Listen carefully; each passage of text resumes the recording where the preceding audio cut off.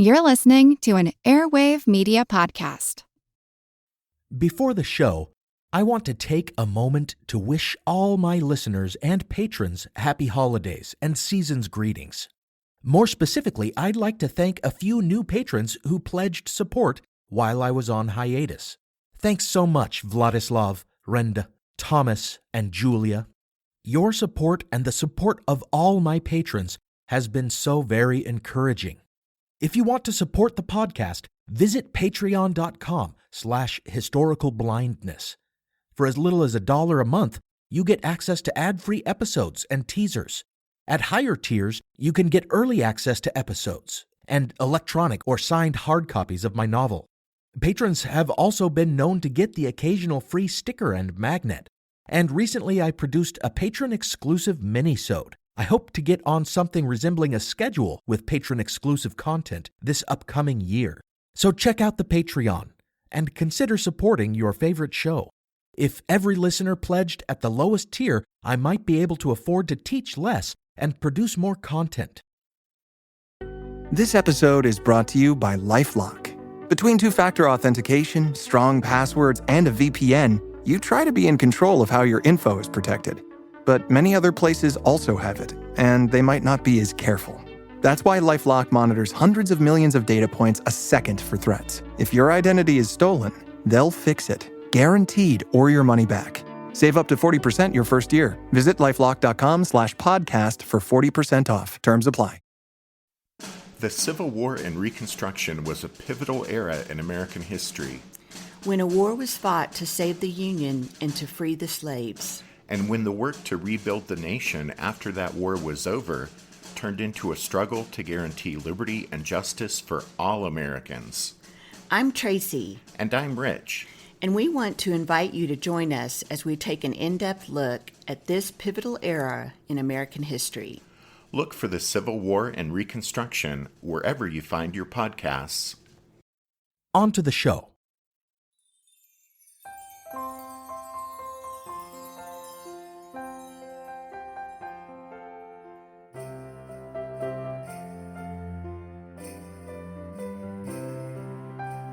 Welcome to a special holiday edition of Historical Blindness, the Odd Past podcast. I'm Nathaniel Lloyd, and I'll be your secret Santa this year. Oops, I shouldn't have told you that. In this episode, I'll be exploring the obscure history behind my favorite holiday, which as it turns out is stuffed like a stocking with myths. I love Christmas, the family time, the music, the classic movies, the decorations, the aroma of evergreen trees and spiced apple, the taste of gingerbread with my coffee and nutmeg in my eggnog. I am not, however, much of a churchgoer or man of faith. Therefore, I have some ambivalence about this holiday, which is so often and heatedly defended as a Christian tradition. We must remember the reason for the season, and we must keep Christ in Christmas. Or so many remind us, while lamenting a culture that does not encourage people to keep the nativity scene at the forefront of all thoughts throughout December. Recently, I saw an image being posted on social media with these statements.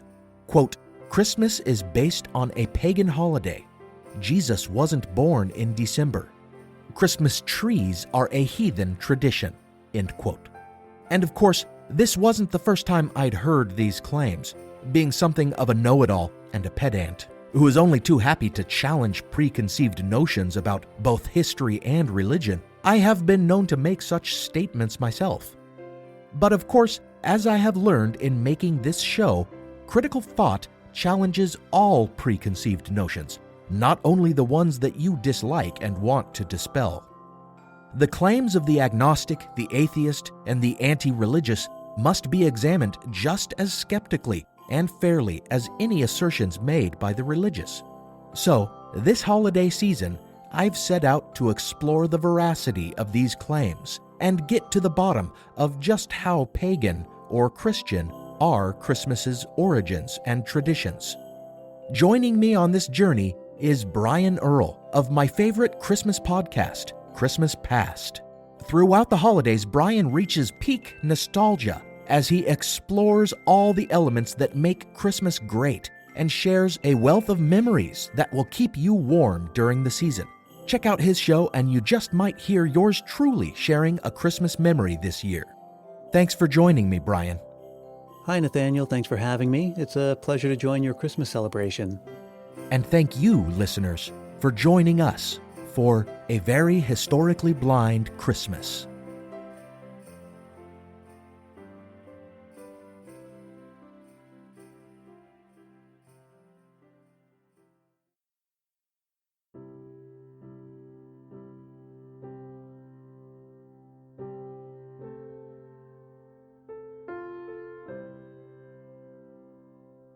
Perhaps the first assertion we should examine is that Jesus Christ was not born on December 25th, as this is a frequent point used to undermine the entire Christian basis of the holiday.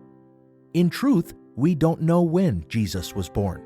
The two Gospels that depict the Nativity, Matthew and Luke, fail to record a birth date or even to identify the month or the season of his birth. We can, however, make some judgments based on details that are included. Both Gospels indicate vaguely that the story of the Nativity took place during the reign of King Herod the Great, king of Judea. But there are inconsistencies. Matthew says the Christ child was born during his reign, and goes on to tell the story of Herod's massacre of the innocents. But Luke actually only mentions the reign of Herod as being the time when an angel foretold of the birth of John the Baptist, and implies a significant passage of time between that and Mary's angelic visitation. Rather, Luke explicitly places Christ's birth during the census of Quirinius, taken during the imposition of Roman rule, for which male landowners were required to return to their ancestral homes and be counted. Thus, a problem arises with the timeline, as this census took place a decade after Herod's death, which would make the two nativity narratives entirely contradictory.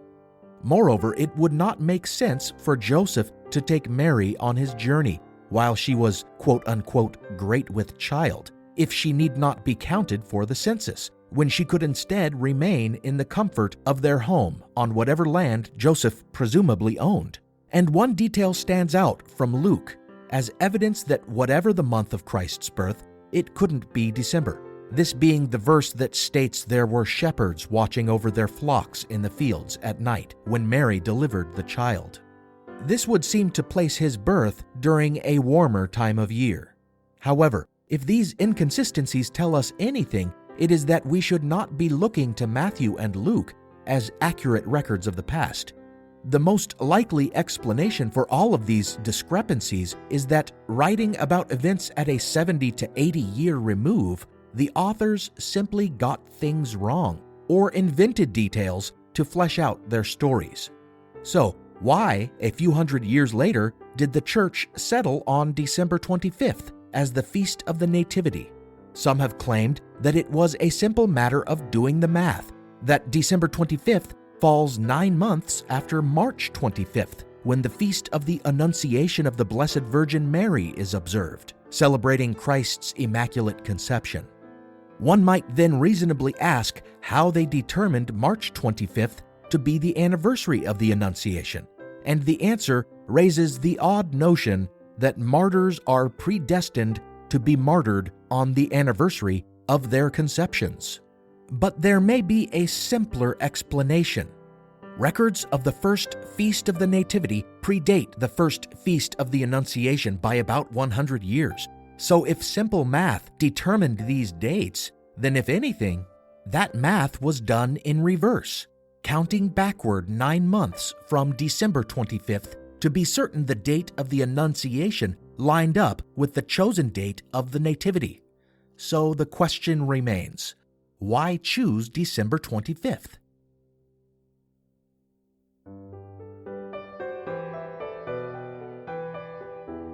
Our answer may indeed lie in pagan and secular traditions in the form of midwinter feasts and festivals that were common and popular in the Roman Empire during the time when Christianity was only just establishing its own traditions.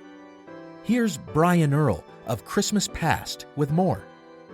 The first record we have showing December 25th as the date of Christ's birth comes from a calendar produced in Rome in 354 CE, an era when Christianity was vying for ascendancy against various pagan traditions. There's a quotation from a supposedly 4th century scribe called Scriptus Syrus that appeared as an annotation on another work, and it clearly makes the claim that the Christian Church simply adopted pagan traditions for its own purposes.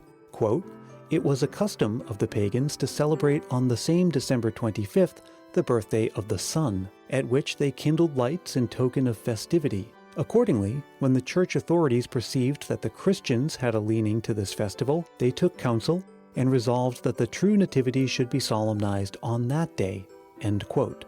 This is the heart of the contention that the Christmas we know is simply a pagan celebration appropriated by Christianity out of either convenience or for the purpose of asserting religious dominance, which of course it succeeded in doing.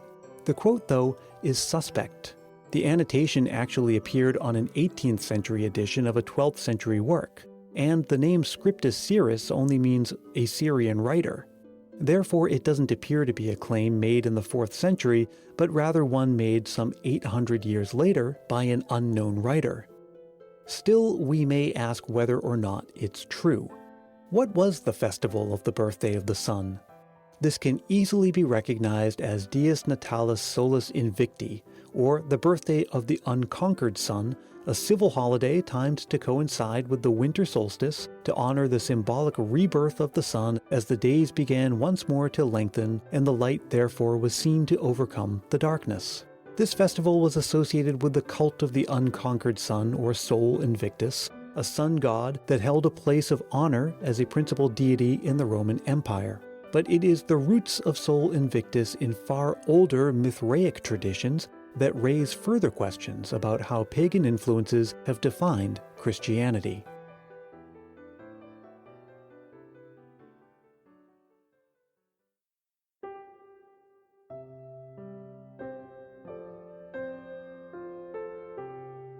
Stop me if you've heard this before.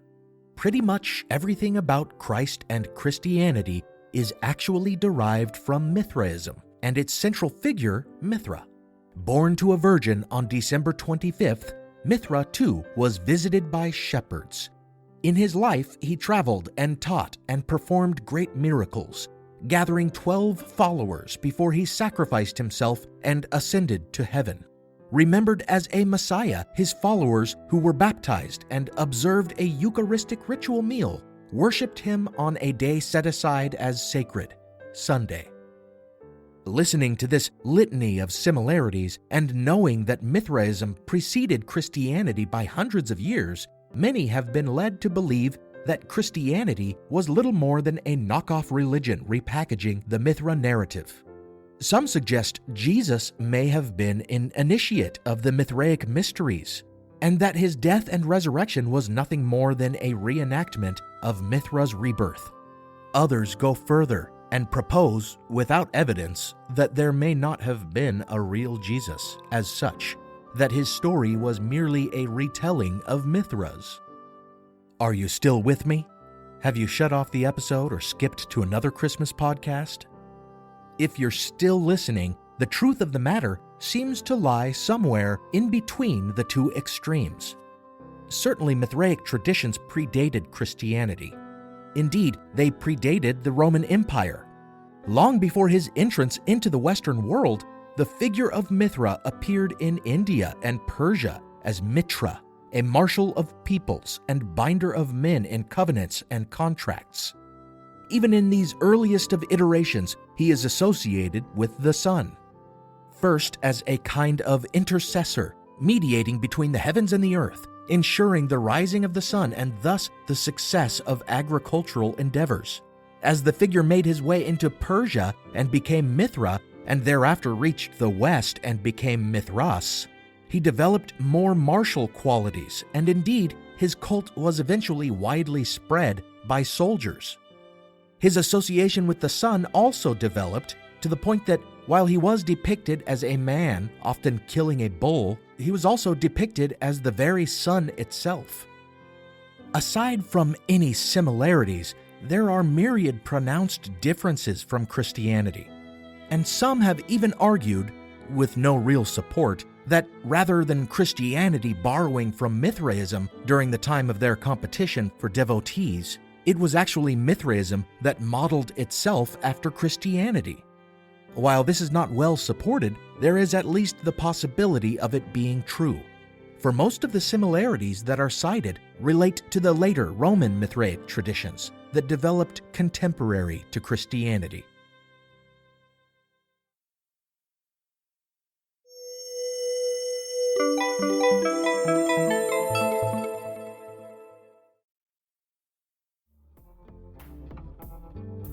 As we take a brief break from the episode, I'd like to take this opportunity to remind you that supporters of my Patreon get exclusive access to an ad-free stream of the show. So if you want to get on with each episode without interruption, head on over and pledge a monthly donation of as little as $1 to get the ad-free RSS feed, which can be pasted into most podcast apps. All patrons also get teasers in their feeds during off weeks, and patrons at higher levels get early access to all episodes, among other perks. I'd love to be able to offer the show with no ads, but in order to build a future for the show, that means freeing up my time to concentrate more on the podcast, which means seeking patronage and advertising. I appreciate all of you listening and supporting the show by rating, reviewing, spreading the word, and pledging your support.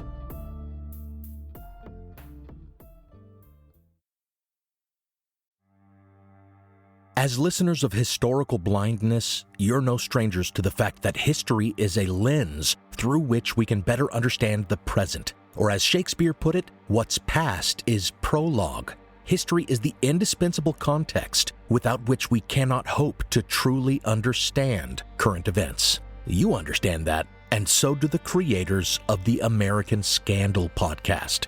Every season, they immerse listeners in the biggest controversies in U.S. history, helping us understand America's dark side and learn from its troubled past. Its latest season, Ruby Ridge Standoff, delves into an incident that sowed the seeds for the rise of the modern radical right. It transports you to 1992, where in a remote corner of Idaho, federal law enforcement surround a small cabin. They've come for Randy Weaver, a survivalist who took his family to the mountains in anticipation of the apocalypse. A simple weapons charge brought the agents here, but the situation is about to explode into a deadly and tragic standoff that will later become a rallying cry for far-right extremists, fueling distrust and violent anti-government sentiment for decades. Follow American Scandal on the Wondery app or wherever you get your podcasts. You can binge all episodes of American Scandal's Ruby Ridge Standoff early and ad-free right now on Wondery Plus. Every summer, I'm careful to avoid getting burned. My summer plans always include applying sunscreen so I can attend barbecues and protests without worrying about getting scorched. And when I make my plans by making phone calls, I also don't want to get burned by an outrageous wireless bill. That's why I switched to a Mint Mobile plan and saved enough to take a summer vacation. With Mint, I found no difference in speed or coverage, just a big difference in cost. And right now, you can switch to a Mint wireless plan like me to avoid sweating those surprise charges and overages. You'll just be chillin' with Mint's offer of 3 months premium service on the nation's largest 5G network for just $15 a month. With high-speed data and unlimited talk and text, it might just be the coolest thing happening this summer. This year, skip breaking a sweat and breaking the bank. Get this new customer offer and your 3-month unlimited wireless plan for just $15 a month at mintmobile.com/blindness. That's mintmobile.com/blindness. Upfront payment of $45 required, equivalent to $15 a month. Limited time new customer offer for first 3 months only. Speeds may slow above 35 gigabytes on unlimited plan. Taxes and fees extra. See Mint Mobile for details.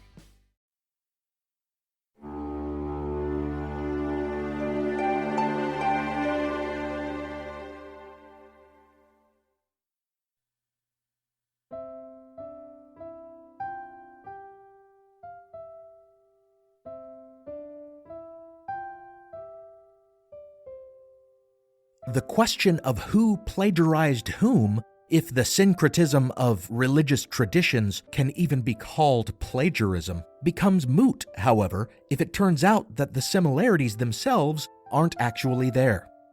For example, the date December 25th, which I've already argued is unsupported as the birth date of Christ, may not actually have been universally accepted as Mithra's birth date either.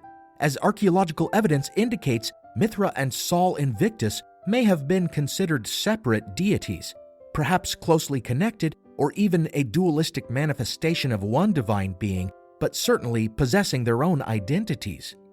As for the virgin birth, some versions of the Persian Mithra were born to a virgin water goddess called Anahita, conceived either by the quote-unquote milky fountain of immortality or by some kind of incestuous relationship between the two of them that simply doesn't make sense in a purely chronological chicken before the egg way.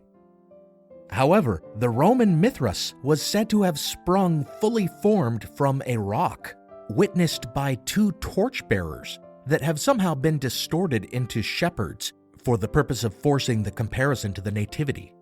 And while it is true that some ancient versions of the Nativity have Christ born in a cave, none of them have him born of stone.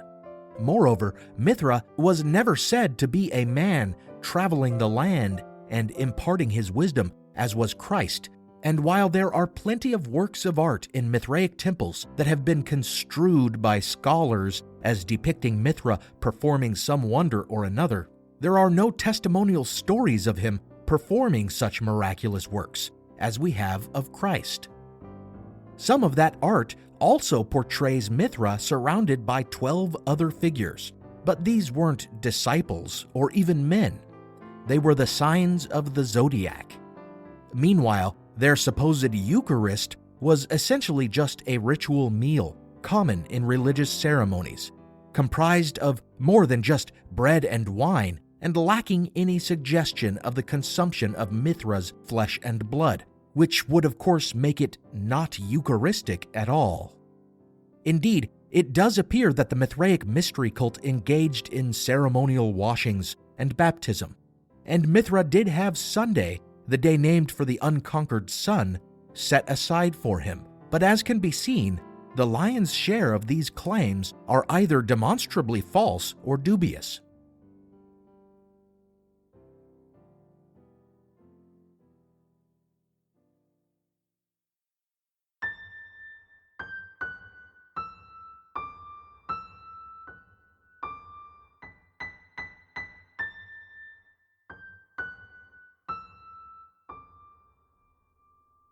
Likewise, doubt can be cast upon the assertion that Christmas trees were a heathen tradition. Like many others, I have smugly pointed to the book of Jeremiah, chapter 10, verse 3, to suggest that Christians were hypocrites for putting up and decorating a Christmas tree.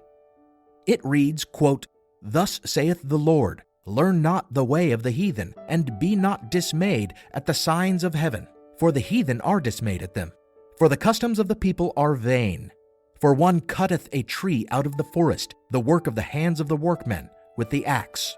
They deck it with silver and with gold. They fasten it with nails and with hammers, that it move not." End quote.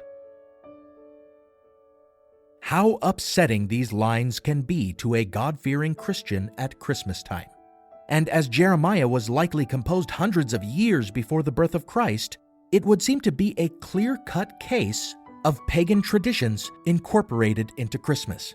But in fairness, with the context of the following verses, it is clear that Jeremiah is talking about the creation of idols carved from the wood of trees and then covered in precious metals.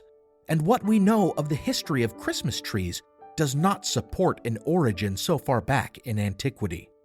Here again is Brian Earl with more.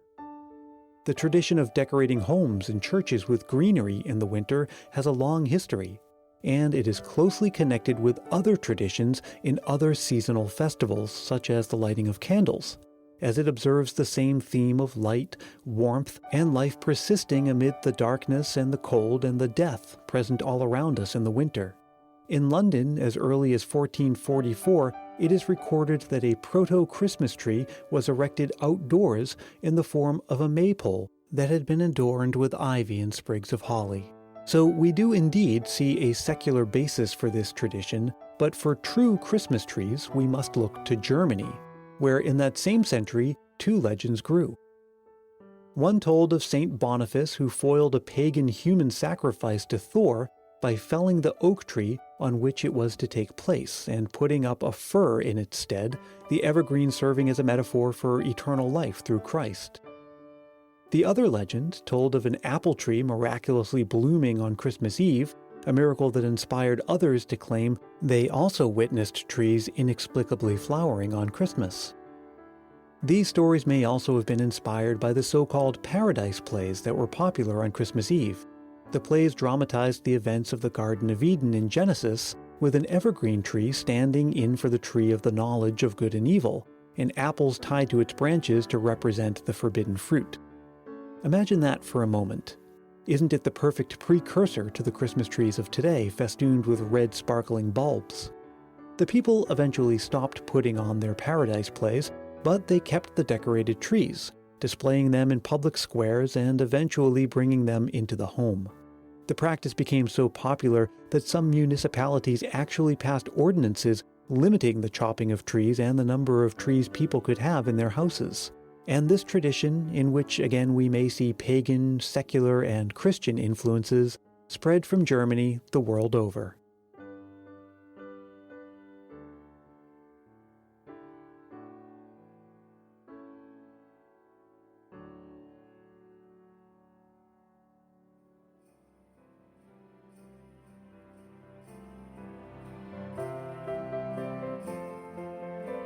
So it's not such a cut and dry affair as some loudmouth atheists might present it. Yes, elements of Christmas may have derived from Mithraic traditions, but clearly some prominent mainstays, the nativity narrative, the Christmas tree, have decidedly Christian origins. And if the theme at the heart of the evergreen tree being displayed in the dead of winter owes something to more ancient and non-Christian traditions in the form of decorating with greenery, it shouldn't come as too much of a surprise. The same can be said of the Mithraic celebration of Dies Natalis Solis Invicti, for neither was theirs the first midwinter celebration to mark the solstice, or solstitium, when the sun stood still. For an even more ancient forerunner, we must look to the celebration of Saturnalia in primitive Rome. Since at least the 1st century, and likely even earlier, a festival was held by farmers to observe the conclusion of the planting season. Starting as a 2-day event honoring the god Saturn, the sower of seeds, as its popularity grew with the Roman Empire, it expanded, and like the Advent, began earlier in the month and concluded in late December, near the solstice. Saturnalia appears to be the origin of the season's merrymaking, for it was the time of great feasts, lavish banquets, when social order was relaxed. In fact, the excesses of Saturnalia were so great that the notoriously extravagant and libertine Emperor Caligula even felt it needed to be reined in. So there appears to be a long and storied history to our Christmas time wassailing and inebriety. Other connections include, of course, decorating buildings with greenery, lighting candles, and even giving gifts, usually of candles, wax dolls, and caged birds. And Saturnalia is not alone as a precursor to Christmas, or a contemporary midwinter festival with similar elements to Christmas. Other secular and pagan festivities include the Kalends, a civic celebration of the new year during which people feasted, decorated buildings with greenery, gave gifts, and even enjoyed the spectacle of parades. Then there is the decidedly Christmas Germanic celebration of Yule, an ancient name for the month of January that was synonymous with festivities. This celebration appears to have been related to Norse mythology, as the Yule Father, Odin, was said during this time to lead an army of the dead on a hunt, riding across the sky on an 8-legged horse.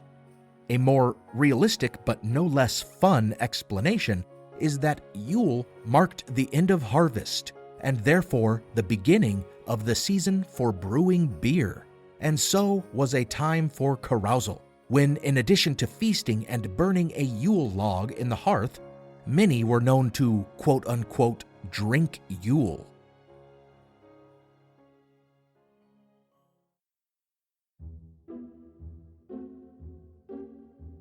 So, what we are talking about here is not plagiarism, as I so clumsily put it before, but a well-known phenomenon known as syncretism, defined by the Oxford English Dictionary as the amalgamation or attempted amalgamation of different religions, cultures, or schools of thought. If Christmas, the Christian Christ Mass, blended purposely or organically with religious and cultural forms that preceded it, it is nothing that all its predecessors had not already done. As the Calends grew in prominence, they adopted the traditions of Saturnalia. And even if we do not know the means of their transmission to other regions, we certainly see their similarities in the Yule festivities as well. And of course, we see them further appropriated by the Mithraic cult of Sol Invictus. And Mithraism is a serial offender in this regard. It has been called, quote, wildly syncretistic, a bizarre mixture of primitive and more advanced cultural elements, end quote. In fact, some suggest that Mithraism's success in spreading so far across the ancient world is owed specifically to the fact that people of other cultures, when exposed to his myth, were easily able to conflate him with other deities, solar and otherwise. He was identified with the Babylonian Shamash and Marduk, as well as the Mesopotamian Bel, and then his cult folded in nicely with that of the Roman sun god Sol Invictus.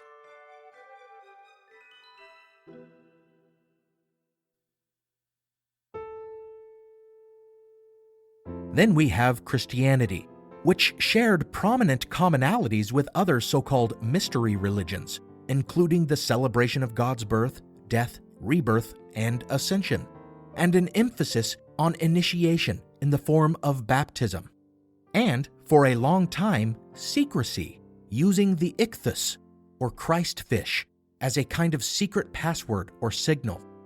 Should anyone be surprised, then, that in the melting pot of religion that was Rome, some blending took place? And should Christians be defensive at the suggestion or deny its truth? The answer to both should be no, in my opinion. If anything, a better understanding of the robust and many-faceted history of Christmas traditions just shows that this most wonderful of holidays belongs to Christian and non-Christian alike, that all of us can see in it a history and a theme of great value, the bravery of making light in the darkest time of the year, the hope of renewal, of the return of the sunshine and life springing forth again from a cold earth, a belief in resurrection in every sense. So rather than quibble over how each tradition started, instead of mocking others for what they see and value in the holiday, let us all take what merriment we can from it and kindle a fire of fellow feeling in every breast. Merry Christmas to all.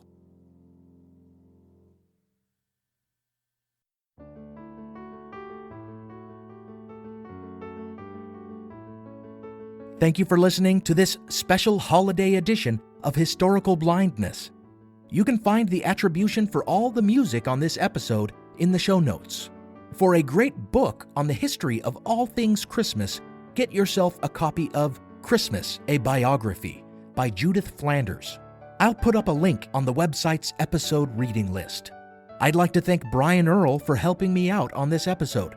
This Christmas, make sure you download and listen to every episode of his podcast, Christmas Past. And visit christmaspast.media for more great content from him. I hope you really enjoyed this Christmas episode. I may try to make them an annual tradition.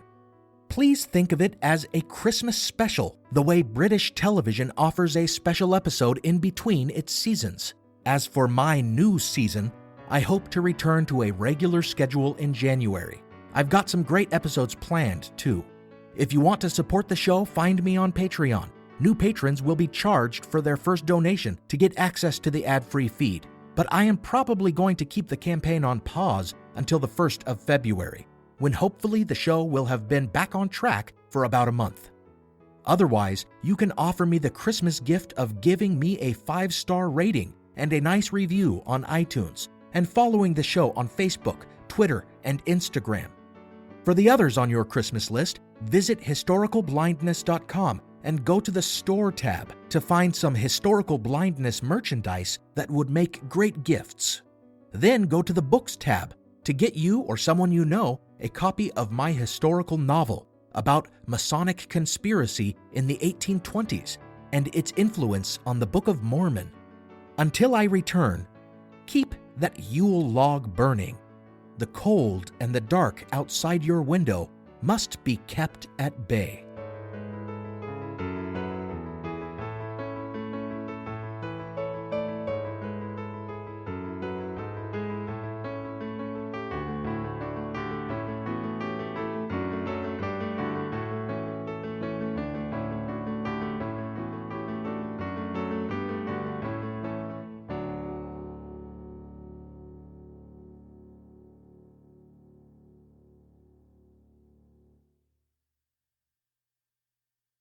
This is Jen and Jenny from Ancient History Fangirl, and we're here to tell you about Jenny's scorching historical romantasy based on Alaric of the Visigoths, Enemy of My Dreams. Amanda Boucher, best-selling author of the Kingmaker Chronicle, says, quote, "This book has everything: high-stakes action, grit, ferocity, and blazing passion. Julia and Alaric are colliding storms against a backdrop of the brutal dangers of ancient Rome. They'll do anything to carve their piece out of this treacherous world and not just survive, but rule." Enemy of My Dreams is available wherever books are sold.